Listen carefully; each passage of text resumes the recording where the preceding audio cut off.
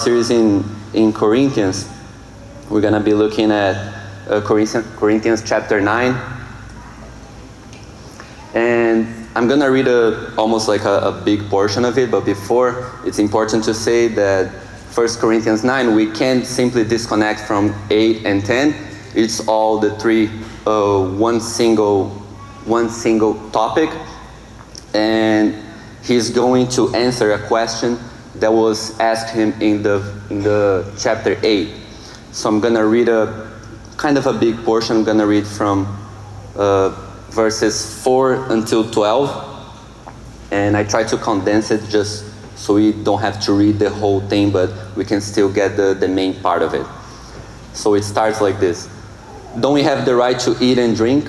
Don't we have the right to be accompanied by a believing wife like the other apostles, the Lord's brothers, and Cephas? Or do only Barnabas and I have no right to refrain from working? Who serves as a soldier at his own expense? Who plants a vineyard and does not eat its fruit? Or who shepherds a flock and does not drink the milk from the flock? Am I saying this from a human perspective?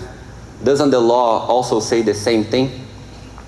For it is written in the law of Moses, do not muzzle an ox while it treads out grain. Is God really concerned about oxen? Isn't he really saying it for our sake? Yes, this is written for our sake, because he who plows ought to plow in hope, and he who threshes should thresh in hope of sharing the crop. If we have sown spiritual things for you, is it too much if we reap material benefits from you? If others have this right to receive benefits from you, don't we even more?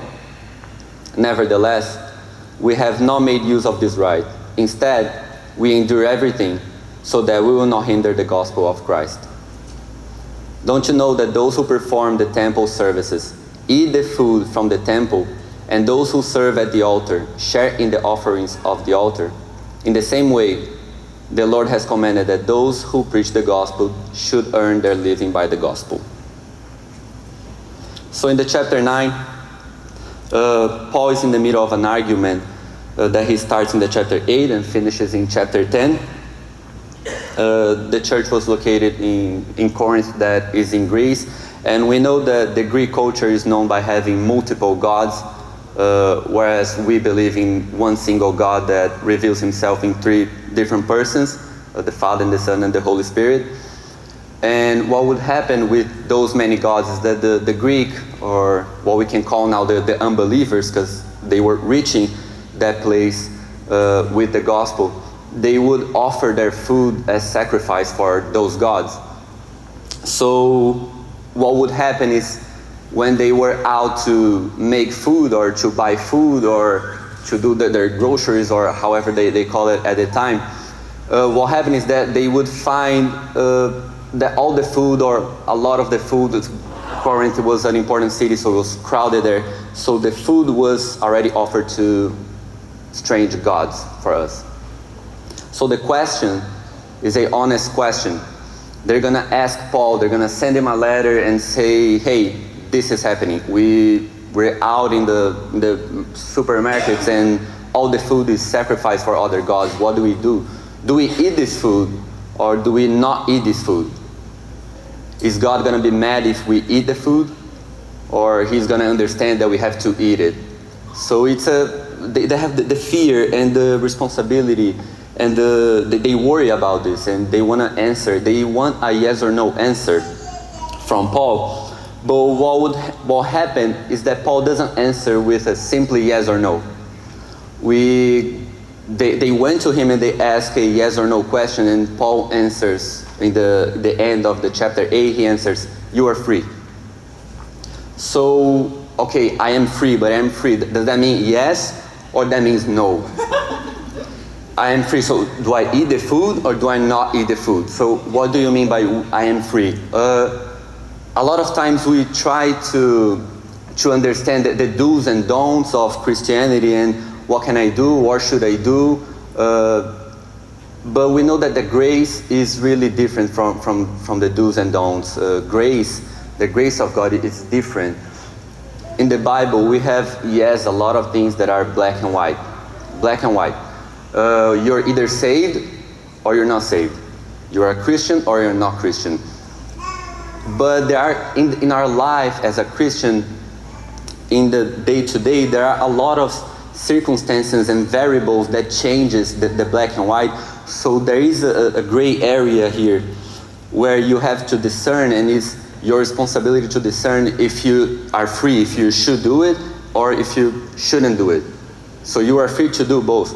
So what Paul says basically is, if you believe in Jesus Christ, if you know that God is one that reveals himself in three, and you put your faith in him, and you know he is the only true God, you know that those gods, they simply don't exist. That's his answer. They don't exist. So if you need food, eat the food. So you are free to eat the food in this side. But on the other side, he gives us an exception for that rule.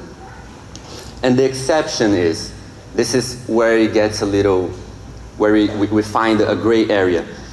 And the exception is, if you, with your discernment, you look around and you are surrounded by Christians that Paul calls here weaker in their knowledge, or we can say weaker in their faith, and you're gonna hurt their faith by eating the food, then you're gonna be sinning.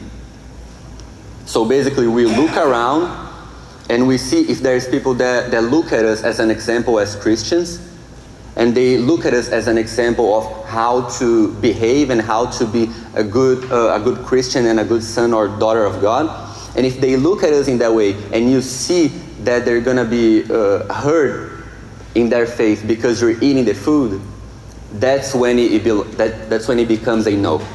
So you are free. You have to discern. Yes, you can eat the food. No, or no if you're gonna be harmful for other Christians. So not everything is black and white. So we can see that we can apply that for a lot of things. Sometimes there's a big debate, like we like to debate about things, and a good question would be, can we drink alcohol, for example? Well, black and white in the Bible doesn't say we shouldn't drink, but we see that Jesus used to drink wine with the disciples. So can you drink alcohol? Yes, but there is a gray area for this, and where you should abstain from that. Yes. So you are free. You can do it, but you have to discern if you're gonna do it or not. Or in more like day-to-day things. I know shows that you watch, some people might say like, oh, you're a Christian and you watch this show. There are shows that we shouldn't watch, but there are shows that I don't know, entertainment, I don't know, it's gonna be gray area. It's gonna be individually you have to discern these things.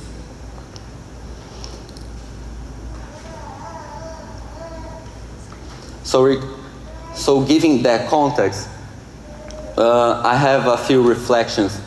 I think 3 reflections for today, and how we should think about this and meditate on this. And we want to know what is the answer for all these questions. From verse 1 until verse 14, Paul asks 17 rhetorical questions. Most of them are yes, and a couple of them are no. And more until I think verse 22, 27, where he ends, he has some more questions. But just from verse 1 to verse 14, there's already 17 rhetorical questions. So what are the questions for? What are the answers for those questions? So the answer generally is, we are free. So sometimes we have to abstain from doing or having things that we have the right to have those things for the sake of the gospel. And also, just to finish that thought, it is important for us to have people around us that are free. We give them like the right to come to me or to us and say, hey, I think you should stop like doing this. I think your tone is not very good.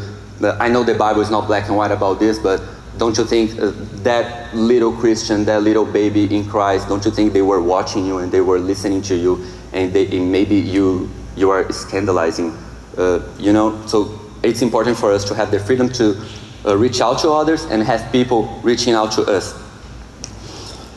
So my first reflection out of 3 is we must be willing to give up anything for God. We must be willing to give up anything for God. Verse 4, he says, don't we have the right to eat and drink? And stop there.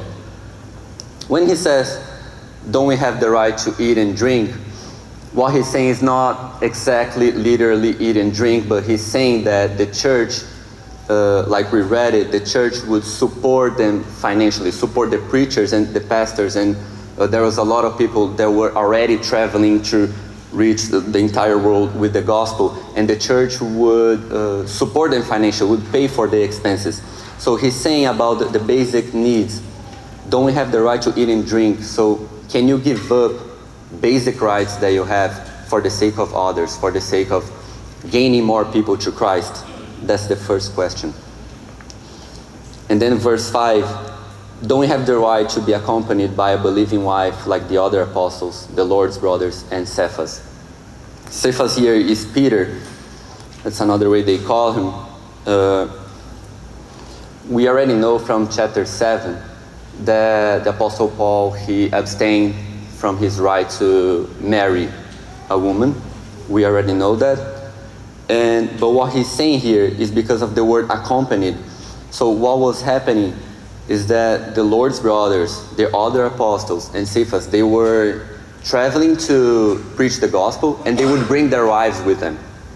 So the church was supporting not only the preacher's expenses, but also the wives' expenses. They would go together as one, as the Bible always told us that we become one when we marry. So not only he give up his right, but he's also saying that it is the responsibility of the church to support the preachers and support the work of the Lord as a whole. And he gives up making money out of the gospel, making money out of the church, because we see that in the entire Bible that those who, like he says, he's going to say later, we're going to take a look at it in a minute, those who preach the gospel, they have a full-time job, just any other job. So it is the responsibility of the church to support those preachers, support the pastors and the leaders of the organization as a whole, but he abstained from this right. So that's another thing. So we must be willing to give up anything for God. I try sometimes to give testimonies when I'm giving messages, and this was actually the first thing that God ever spoke to me about, was to give something up for him. I've been a Christian for 5 years, so that means that 5 years ago, the first thing that he spoke to me was about giving something up, and giving up everything basically. During a couple of days or a couple of weeks, I can't remember exactly, but every time that I would open my Bible in my room, God would speak to me. He would show up like in his presence, and I would like be afraid, and it was scary sometimes in the beginning, and little by little I kind of got used to it, but it's still scary when he shows up in a different way. We know he is at all places at all times, but there are times that he makes you understand that he's there in a different way. So that was happening for a few days, I can't remember, but there was one day that I finally decided to ask him a question. And it's gonna sound silly, because now I can look back and I don't know, it's silly. But for some reason, only he knows, is that I asked him, what do I have to do to follow you? And I also asked him, my dream is to be a soccer coach. I know this is kind of silly, but it was my passion at the time. I grew up always dreaming about being a soccer coach. I wanted to be like the famous one, and I don't know, all those desires. And it ties in with the message, because being a soccer coach, is it a sin? Is it a sin to be a soccer coach? Of course not. And I'm not saying he's gonna do that with you, but he did it to me. So the first thing after I asked him this question and I took the courage to ask him a question, he told me that, yes, you have to give up your dream to follow me. So sometimes we give up things that are not necessarily a sin. Sometimes we give up dreams that are not necessarily wrong to do, but at that point, I already knew who was speaking to me, so I had to give that up. And from then, and ever since, I don't know what I'm gonna do with my life, because my only dream that I've always had was to work with soccer and be, I don't know, a celebrity or famous for that. I don't know, I still don't know what I'm gonna do with my life, but I know that because of that day, he takes care of me. And now I know. So I might not know what's gonna happen tomorrow, but I know who takes good care of it. So we must be willing to give up anything for God.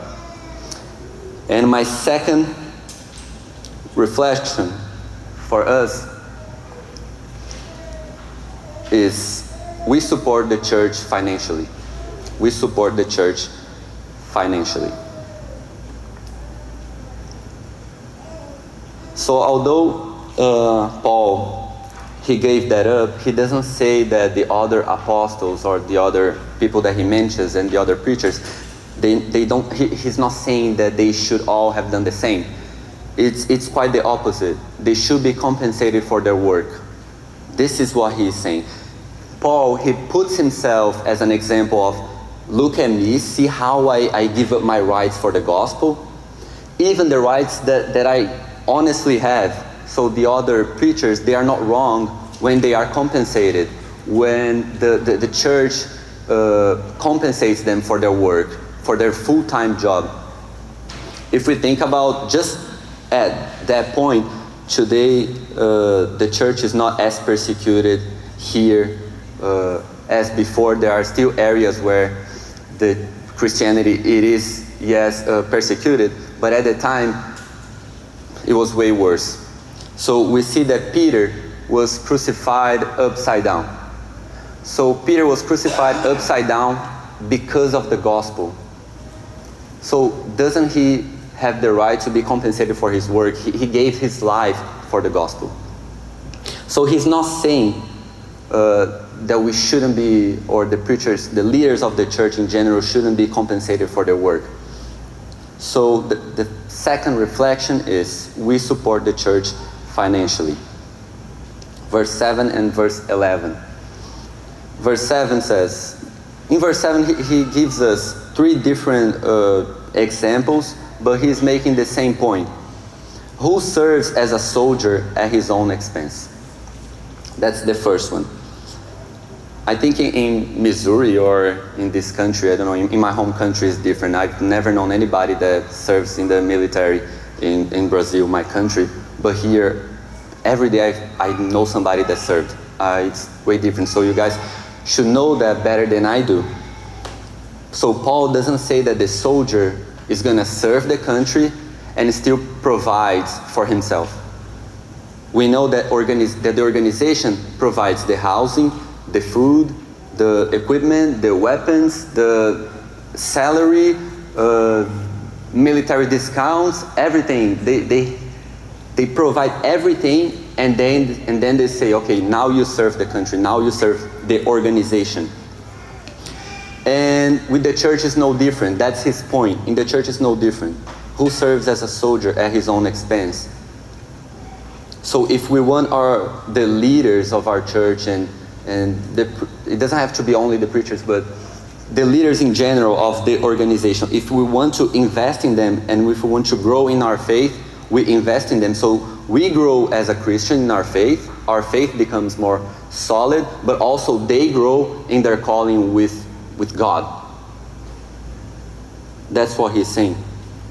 We invest in them with whatever we can, but they have the right to be supported, even financially.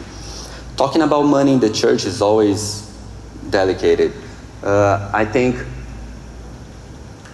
corruption in general, or how do you say, a prosperity gospel, I think they keep us from talking about money in the church, but What if we run away from prosperity gospel?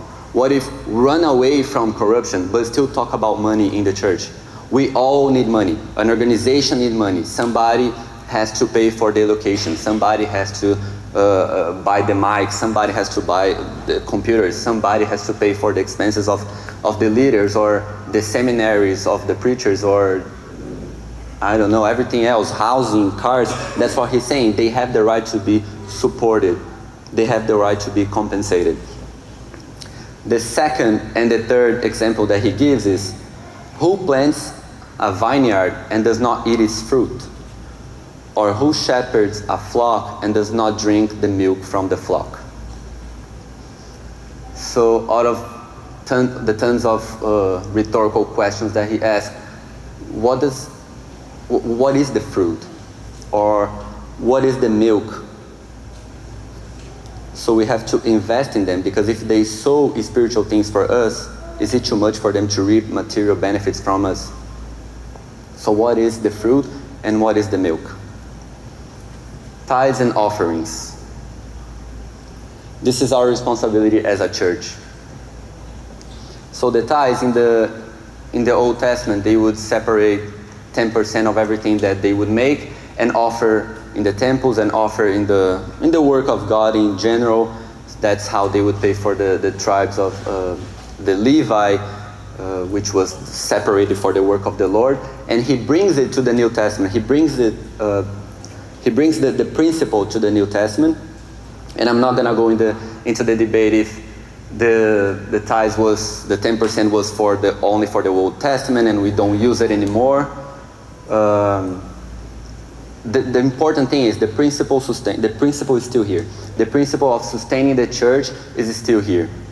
That's what it matters. And then we have the offerings. And for the offerings, we're gonna let the Bible speak to us. And I have two different couple verses here. So the first verse in 2 Corinthians 9, and it says, each person should do as he has decided in his heart, not reluctantly or out of compulsion, since God loves a cheerful giver. So each person should do as he has decided in his heart, not reluctantly or out of compulsion, since God loves a cheerful giver. So then my question is like, I guess the reflection, if my second reflection here is, we support the church financially, are we checking or examining our hearts to see if we're giving with our heart, if we're giving enough, or if we give just a little bit and we could be giving more and we don't because we are attached to money. So that is the reflection. That is, I guess, we can provoke ourselves here. And sometimes we think, maybe not right now, but throughout the year, we have a lot of college students or young students, and I am one of them. And sometimes I think that I don't have a lot of money. Like if I offer every week, it's gonna be like, what, $15 every week? I don't know. Does it help at all? Maybe that doesn't help, so I'm gonna keep the $15 and then I'll go buy McDonald's and I get a cup from the World Cup, the cups that they're giving. So, but these are just excuses. These are just excuses. And we see that in Mark 12:41 through 44. It says, sitting across from the temple treasury, he watched how the crowd dropped money into the treasury. Many rich people were putting in large sums. Then a poor widow came and dropped in 2 tiny coins worth very little. Summoning his disciples, he said to them, truly I tell you, this poor widow has put more into the treasury than all the others. For they all gave out of their surplus, but she, out of her poverty, has put in everything she had, all she had to live on. So this is basically a slap in my face.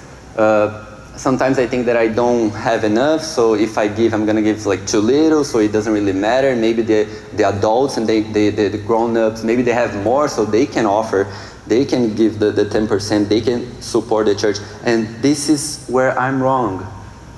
And It's a coincidence that I'm going to talk about this topic because I think 2 weeks ago I was talking with like my friends in another Bible study, and I kind of dropped I kind of threw the topic out there and say, are we supporting the church financially? Are we giving? Are we offering?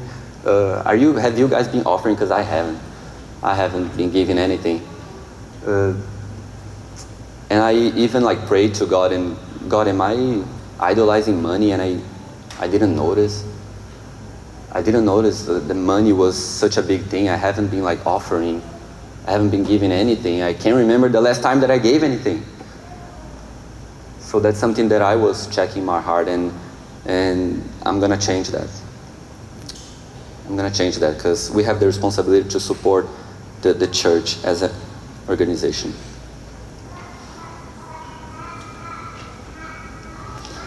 So my last reflection is going to be, God has always wanted it like that.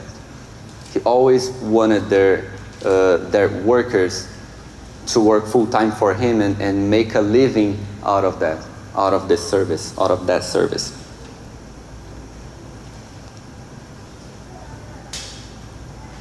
We can see that how Paul brings Old Testament verses and he brings the law to explain something in the New Testament. And he says in verse 89, am I saying this from a human perspective? Doesn't the law also say the same thing? For it is written in the law of Moses, do not muzzle an ox while he treads out grain. Is God really concerned about oxen? I have an illustration here. This is kind of similar to what they would do. We see that the ox here is treading out the grain. So what would happen is that as he was stepping in the grain, he would eat some of the grain. He would eat some of it. So I guess I don't know if they would call it the owner or whoever was in charge of that, he would lose some grain because the ox was eating it. So what they would do, he would cover the ox's mouth so he wouldn't eat it as much. And the ox not eating that much of grain, he would make more profit out of the grain, or he would have more use with the grain. So what he would cover his mouth so he wouldn't eat it. But that's exactly the opposite to what God is saying. God is exactly saying, don't do that. If the ox is working, he needs to be compensated for his work. This is what Paul says. When he says in the verse, when you read the verse, it sounds a little complicated, but if we look at the illustration, that's exactly what happens. He's working and he has the right to eat some of the grain because he has to be compensated for his work. And the same applies to the church. The same applies to the church. If they work for us, if they look at us and they look out for us, if they preach the gospel to us, if they teach us in our faith and how to grow in our faith and how to understand the Bible or know God better, if they do that, don't they have the right to be supported financially? Don't they have the right for us to give them material benefits? That's what he says in the verse 11 back then. So that's exactly what God is telling to not do. Don't cover his mouth. Let him eat, because if he's working, he has to be compensated. Same thing applies for the gospel. Same thing. And we see that in the Old Testament, he says in the verse 13 and 14, because the reflection here is God has always wanted it like that. That's how he planned. That's how he planned. Don't you know that those who perform the temple services eat the food from the temple, and those who serve at the altar share in the offerings of the altar? In the same way, the Lord has commanded that those who preach the gospel should earn their living by the gospel. So he gives us the verses that happens in the Old Testament, and he brings it to the New Testament, saying that it's the same principle, the same principle. If they would offer money or the 10% or anything that they would offer for the temple, now we do it for the church. That hasn't changed. So these were my reflections for today, or for the week, that we can meditate on reading this. And we focus on this portion, verse 14 until 12, but it really goes until chapter 10. So chapter 8, 9, and 10, a little connected, but we focus on in a portion. So the things that we learned today is we must be willing to give up anything for God. We must be willing to give up anything for God. That could be us adapting ourselves to different groups of people and talking to them about God and spreading the gospel. Or we support the church financially. We have to examine our hearts and see if we are idolizing money, how I think I was or I have been. And we have to support the church financially. And God has always planned it like that.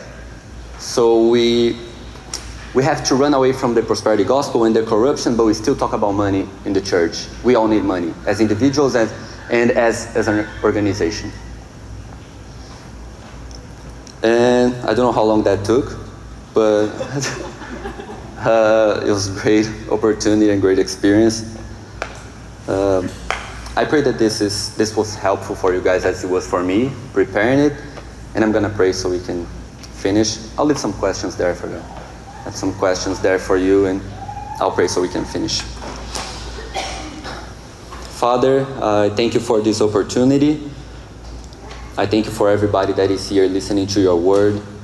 I pray for everybody that has questions about you, and it's okay to have questions, and it's okay to question our faith. And I pray that you give us the answer, and the answer we already know that is Jesus Christ. He's the answer for the questions that we haven't even asked yet.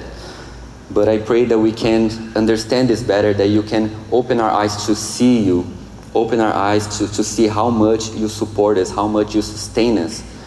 Every breath, every blink of an eye, everything, every thought that comes in our minds is because we work, and if we work, if our body is working, it's because of you, it's because of your grace. So I pray for everybody here, and I thank you for the opportunity. You know how your work and your word is important to me, and I pray that everybody was helped with this message, and our faith can grow and be more solid every day. I pray all that in Jesus' precious name. Amen.